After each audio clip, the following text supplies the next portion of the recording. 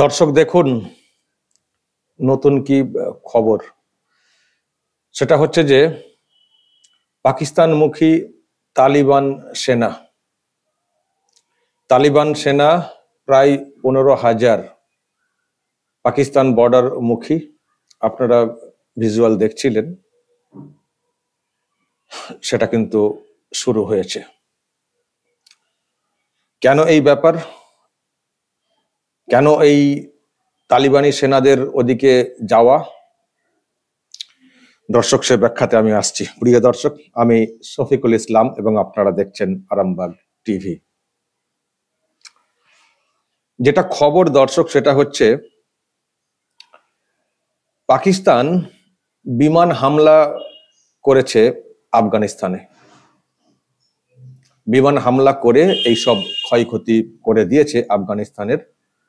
এবং আফগানিস্তানের যে জায়গাটা সেটা হচ্ছে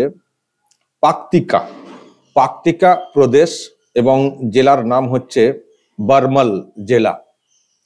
সেখানে একের পর এক বিমান হামলা করে অনেক মানুষকে ওখানে মেরে ফেলেছে পাকিস্তান। এটা বলা হচ্ছে এখনো পর্যন্ত 46 জনকে মেরে ফেলা হয়েছে। বেশ কয়েকটা গ্রামে হামলা চালানো হয়েছে, দেখতে পাচ্ছেন ধ্বংসাবশেষ। এলাকার মানুষ ক্ষুব্ধ, তারাও বলছেন সব এইভাবে হামলা করা হয়েছে। তো এটাকে আর কি আফগানিস্তান তারাও ভালোভাবে নিচ্ছে না, মানে তালিবান তারাও ভালোভাবে নিচ্ছে না, নেওয়ার কথাও না। এমনিতেই তালিবান, আবার তাদের উপরে হামলা, সুতরাং তারা কি ছেড়ে দেবে? তো তারা এখন যেটা করছে, তাদের যে সেনা, তালিবানি যে সেনা বিভিন্ন জায়গা থেকে নিয়ে তারা সব এখন বর্ডারমুখী, পাকিস্তান বর্ডারমুখী। এই পাকতিকা প্রদেশ যেটা, সেটা এমনিতেই পাকিস্তান বর্ডারের দিকে একটা। তো তার বারমাল জেলা, ওই জেলাটা একেবারে বর্ডারের কাছাকাছি। আমি ম্যাপটায় হয়তো এখানে দেখাতে পারছি না, দেখবেন আপনারা নেটে, বারমাল জেলা। তো ওই আর কি এবার সব বর্ডারমুখী তালিবান সেনারা যে আমরাও কিন্তু সবক শেখাবো, মানে কি ভেবেছেন যে আমাদেরকে এরকম মানে বিমান হামলা করে হচ্ছে, আমরাও সবক শেখাবো। তো সেই নিয়ে এখন শুরু হয়ে গেছে টেনশন। ফলে পাকিস্তান এখন নতুন বন্ধু পেয়েছে, বা ওই শত্রুকে নতুন করে বন্ধু বানিয়েছে বাংলাদেশ। আসলে বাংলাদেশের এখন লোকজনেরা, শাসক শিবিরের বিশেষ করে, তারা এখন পাকিস্তানকে তাদের পিতা হিসেবে কার্যত মানতে শুরু করে দিয়েছে। মোহাম্মদ আলী জিন্নার জন্মদিন পালন হচ্ছে, জাতির পিতা হিসেবে বলা হচ্ছে, দেখেছেন আপনারা, সেসব ভিডিও আমরা করেছি। তো যখন বাংলাদেশকে বন্ধু হিসেবে নতুন করে পথ চলা শুরু করেছে পাকিস্তান, তেমনি এদিকে দেখতে পাওয়া যাচ্ছে পাকিস্তানের একেবারে প্রতিবেশী আফগানিস্তান, সেখানে শত্রুতা বেড়ে গেছে এমন পর্যায়ে যে তালিবান সেনা বর্ডারমুখী হতে শুরু করেছে এবং মানে সবক শেখানোর কাজটা শুরু করে দিয়েছে তালিবান সেনা। তার মানে বাংলাদেশ অনেক দূর, পাকিস্তান থেকে বাংলাদেশ অনেক দূর, অনেক ডিস্টেন্স, কিন্তু পাশের দেশ আফগানিস্তান, তাদের সঙ্গে এখন দ্বন্দ্ব শুরু হয়ে গেছে। দ্বন্দ্ব এমন যে কাঁপুনি ধরার মতো দ্বন্দ্ব।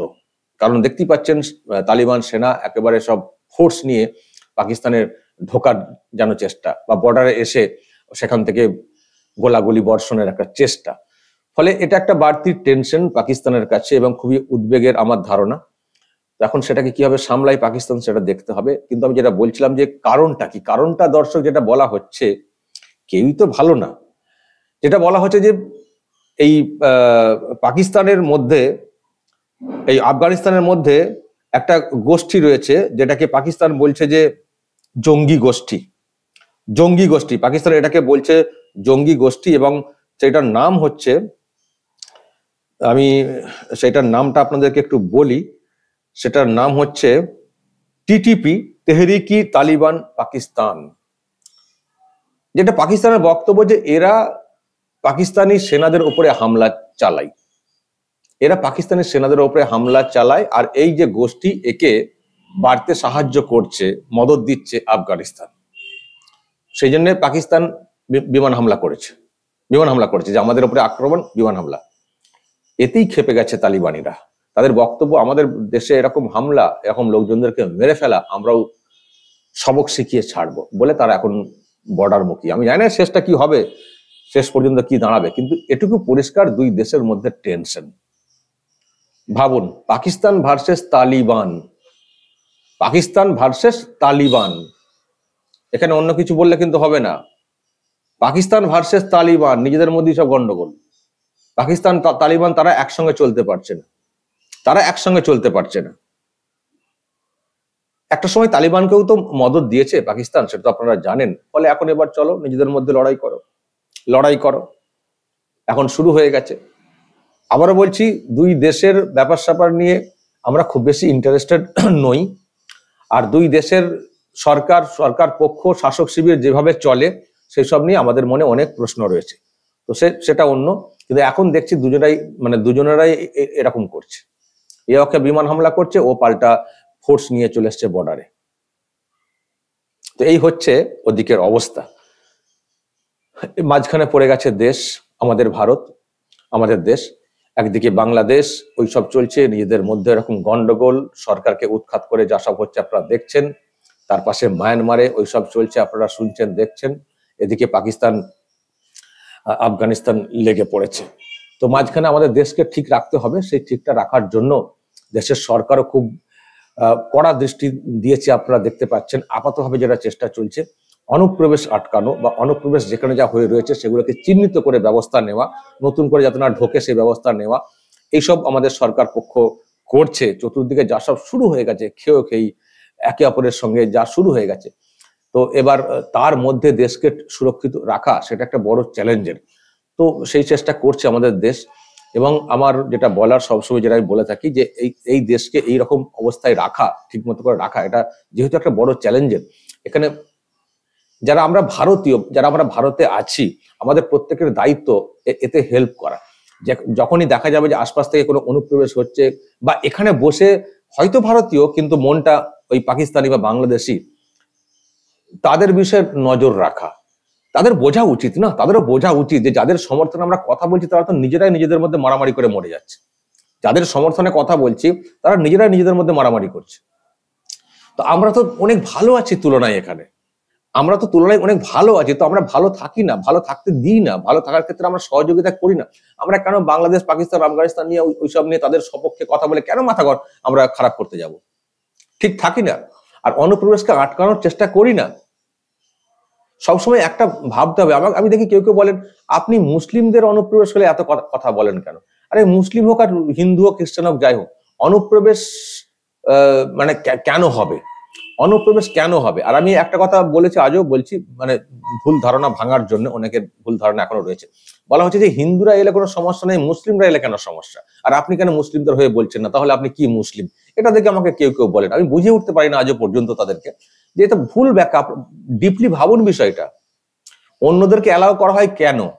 অন্যদেরকে অ্যালাউ করা হয় এবং সিএতে তাদের মানে একটা প্রবিধান রাখা হয়েছে তাদেরকে নাগরিকত্ব দেওয়ার, এই জন্য কারণ অন্যরা আসবেন ধর্মীয় অত্যাচারে।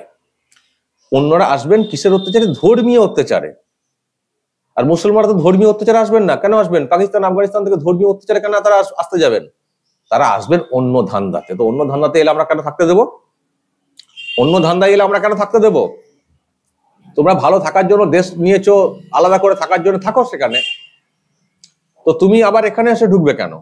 ভারতের যে মানে পরিবেশ, যে জায়গা, সেখানে তুমি আবার কারো নতুন করে ভাগ বসাবে? তুমি তো বলেছো ভালো থাকবো বলে চলে গেছো তো ওই দেশগুলোতে। অন্য ধর্মের লোকেদের মধ্যে ধর্মীয় অত্যাচার এমন একটা অত্যাচার, খুব সেন্সিটিভ হয়ে থাকে, এ মুশকিল কেস। আর ধর্মের ভিত্তিতে দেশটা ভাগ হয়েছে, সুতরাং অন্য ধর্মের লোকেদের উপরে অত্যাচার করার কথা না। কিন্তু এরকম না ধর্মের ভিত্তিতে ভাগ হয়েছে মানে অন্য ধর্মের কেউ থাকতে পারবেন না, সেরকম কথা কিন্তু হয়নি ভাগের সময়। কিন্তু ওই আর কি, কে আর শোনে কার কথা? তো এইসব চলছে। তো ধর্মীয় বিভাজনের মানে ব্যাপারে যেহেতু মানে দেশটা বিভাজিত হয়েছে, তো সেখানে ধর্মীয় অত্যাচার হলে তাকে ভারত একটা মহান একটা জিনিস দেখায় আর কি, উদারতা দেখায়। ঠিক আছে, কি আর করার আছে, মুসলিম প্রধান হয়ে তারা থাকছে, তো সেখানে অন্য ধর্মের উপরে অত্যাচার হলে তো আমরা আছি পাশে। তো এটা তো ভারতের পদক্ষেপকে মানে সাধুবাদ জানানো উচিত, প্রশংসা করা উচিত, প্রশংসা করা উচিত। অন্য দেশগুলো কি বলবে? ধরুন ভারত থেকে কোনো হিন্দু বললেন, আমি ভারতবর্ষে ধর্মীয় আমি অত্যাচারিত, সেই জন্য চলে এসেছি, হিন্দুকে থাকার জায়গা দেবেন? সেই বিধান আপনাদের রয়েছে? সেই বিধান আপনাদের আছে? বলেছেন কোথাও যে হিন্দুরা চলে এলে তাদেরকে নাগরিকত্ব দেব? বলুন দেখি। মানে ওই রকম দলে দলে দলে চলে আসা। নিয়ম মেনে তো অনেকে অনেক জায়গায় যেতে পারেন, থাকতে পারেন, ভারতবর্ষেও থাকতে পারেন, মুসলমানরা এসেও থাকতে পারেন, নাগরিকত্ব পেতে পারেন। কিন্তু ওই দলে দলে বড়াটপকে চলে এসছি অত্যাচারে, আপনারা বিশ্বাস করবেন বাংলাদেশ থেকে যে ভারত থেকে হিন্দুরা বলছেন আমরা ধর্মীয় অত্যাচারে চলে এসেছি, আপনারা বিশ্বাস করবেন? সেটা বিশ্বাস করে আপনারা নাগরিকত্ব দেবেন? ধর্মীয় অত্যাচারে বললে দেবেন না, ভালো করে জানি। আর যারা এখান থেকে মুসলমানরা ভাবছেন যে কেন ওখান থেকে এলে জায়গা দেওয়া হবে না, তারা তারা প্রশ্ন করুন বাংলাদেশ, তাহলে উত্তর পেয়ে যাবেন। ফলে এইসব ফালতু এর মধ্যে ঢুকে রয়েছেন আপনারা বদ্ধ ধারণা নিয়ে, আর সেখানে এইসব একটা পরিবেশ তৈরি হচ্ছে। যাই হোক, অনেক কথা বলে ফেললাম অন্যদিকের। তো এই হচ্ছে ব্যাপার। এখন পাকিস্তানে এসব চলছে দর্শক, কারণ পাকিস্তান বাংলাদেশের সঙ্গে সম্পর্ক রেখে নতুন করে চলার চেষ্টা করছে, বন্ধু পেয়েছে, ওদিকে আফগানিস্তান ভালো করে দিচ্ছে, ওখানে আবার বিমান হামলা করা হয়েছে, দেখুন কি শুরু, ওখান থেকে তারাও কি শুরু করে দিয়েছে। দর্শক বলবে যদি এই নিয়ে আপনাদের কিছু বলার থাকে, যা বলার বলবেন কমেন্ট বক্সে, নজর রাখবেন আরামবাগ টিভিতে।